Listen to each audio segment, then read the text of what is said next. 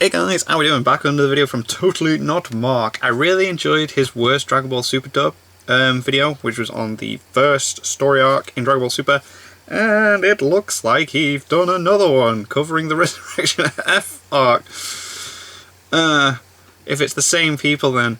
So let's see what Totally Not Mark has to say, and let's see what terrible dubbing we have to experience. Was that what Totally Not Mark looks like? Crazy on him, shouting, "That's my Bulma!" Oh my god. They said this was going to be better. Oh wow. And Goku's grand training under Whis begins. I am so ready for this.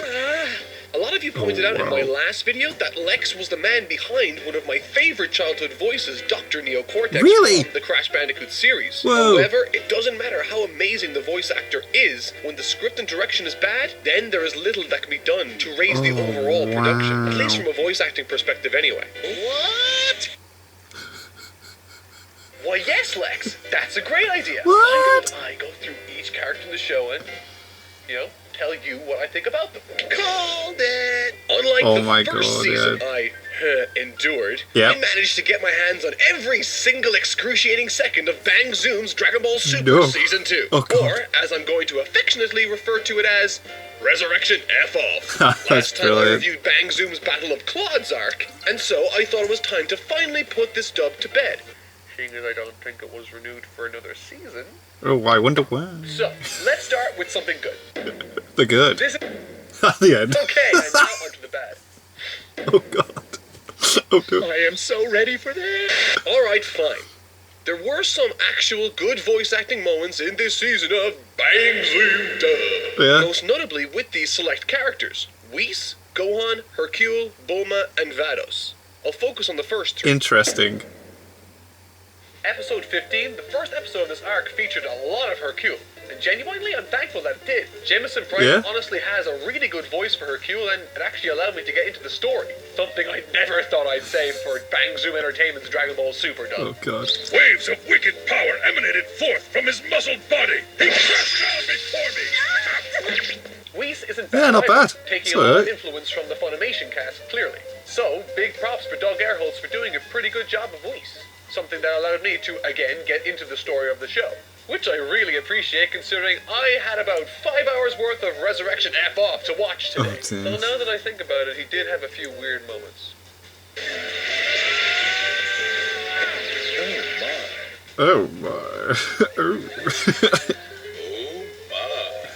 However, the real hero of this dub has to be Chris Hackney, and he plays Gohan!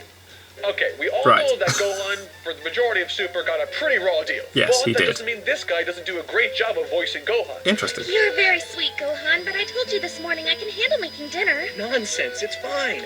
My job is to keep you safe and happy while the little one's still growing in Hey, that's alright. He sounds very natural and Yeah. comfortable in the role, which was unexpected coming from a show whose main character sounds like this. Crazy on him, shouting, "That's my Bulma!" God, it's I terrible. genuinely think this could be my favorite version of adult Gohan. Yeah. Something about his voice just sounds so youthful and clear. Not that I don't enjoy Kyle Herbert from Funimation's version. I mean, I love that man more than words can wield the matter, but I have to give it to Chris Hickey for his surprisingly It's really weird good seeing Totally Not portrayal. Mark in the video. Piccolo! Please, no! Piccolo! Wow. Ah, Faux realsies.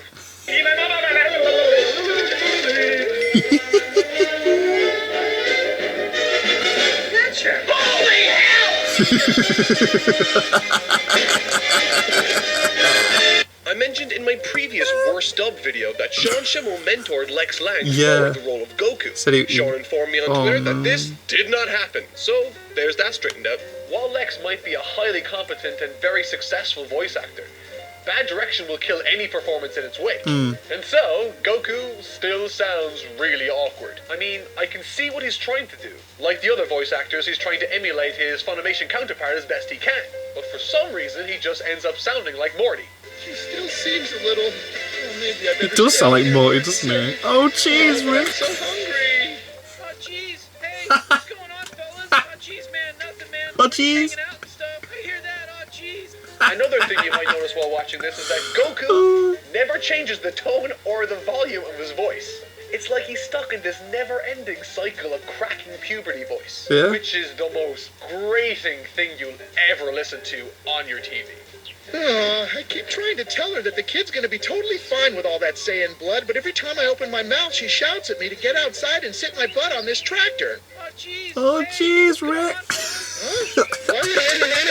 However, while not nearly as offensive as the Battle of Clods arc, there are times where that classic awful delivery still creeps in. And Goku's grand training under Whis begins. I am so ready for this. And that's not even the half of it. Dotted throughout this production, there are these weird audio mistakes. The most obvious one being this. If you can sense his power level, then you can teleport right to him. Krillin, you are a genius.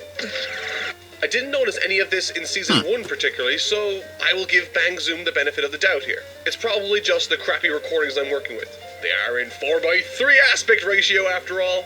For the first half of this season, Vegeta still suffers from the same thing that plagued his character in the last one. That problem being, he sounds like a fan doing an impression of Christopher Sabat's Vegeta, to whom I love and adore. It's very breathy and overall comes across as forced to me. However, that doesn't carry on throughout the rest of the arc. As many of you already know, episode 18 of Dragon Ball Super could be one of my favorite episodes in anything Dragon Ball period. So, needless to say, I was eagerly awaiting Bang Zoom's rendition of it, for better or worse. And honestly, Oh, no. it wasn't that bad at all. Oh. Whis began to sound more natural, and Vegeta, stopped sounding like a bad impression. Although it was still a bit breathy for my taste. No, that may be the last happy thing you ever say. Why don't you turn tail now and run back to Earth before things get too rough for you? That's actually alright. And Goku That's was... alright.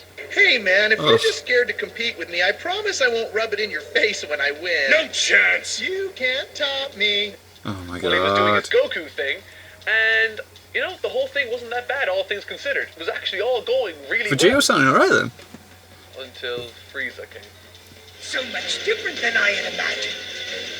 This is how it feels to be reborn. Oh, my God. Yeah, he's, for lack of a better term, shit. Again, very Oh my breathy and God. impressionistic. Nothing offensively, laughably bad, just boring. Lame. But it did definitely take me out of the story. Your every condescending word fuels my hate. Every time you open that mouth of yours, I want to scream. Anything to take my revenge. So in this section, the voices are pretty bad and really silly. Sort of like the animation in this section. Who said that? I'll reprimand you. You can't diss Dragon Ball Super's animation. How dare you? You can't draw. With that said, while the man voicing Frieza isn't laughably bad, his performance zaps any sense of authority and occasion the Frieza character has. It's hard to describe, but in Bang Zoom's rendition, he just sounds like another henchman, which one could argue is worse than laughably bad depending on your point of view. Well, it wouldn't do to keep them waiting. Oh, my... Aside from those guys, there are a bunch of minor offenses also, like this awkward delivery of the title card for episode 16. Vegeta gets apprenticed? Overcome Whis! Oh, my Krillin God. sounds like he's about 17 years old here. Seriously?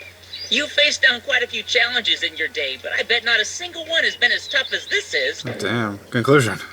It's nowhere near as bad as the first arc, but in reality that It's made still it 10 terrible. times harder to watch. The first arc I reviewed was off-the-wall bananas with mistranslations and writing mistakes, while seeming like it was directed by a Cocker Spaniel. Oh. And honestly, that was kind of the charm of it all. This rose from laughably bad to yawnfully below average. Now, I don't know about you, but I'd much prefer to watch, say, The Room over Batman vs. Superman. Do you know what? I've never seen The So Room. I guess you could say, this season of Dragon Ball Super was bang doomed from the start. Hey. That's all, folks. With that said, I will appreciate that while Bang Zoom Entertainment got off to a truly special start, they crossed the finish line with a borderline forgettable blemish on their books. One that I'm sure they thought would vanish soon after from the public memory. Do sneaky But bit. that'll do it for this week, guys. Catch you next week. Thank you so much for watching. Damn. That does seem That's awful. my boba!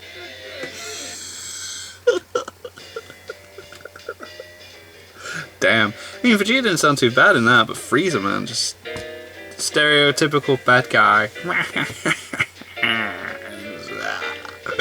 Well, check that out because someone recommended it because I really liked the first one. And so check that out. And then there's other things. And yeah. So cool. Thank you guys very much for watching. What did you guys think of that? What did you guys think of this? Click like, subscribe if you haven't already. Leave comments down below. Let me know how you should watch us because of future videos. And I'll see you guys. You guys. Next time.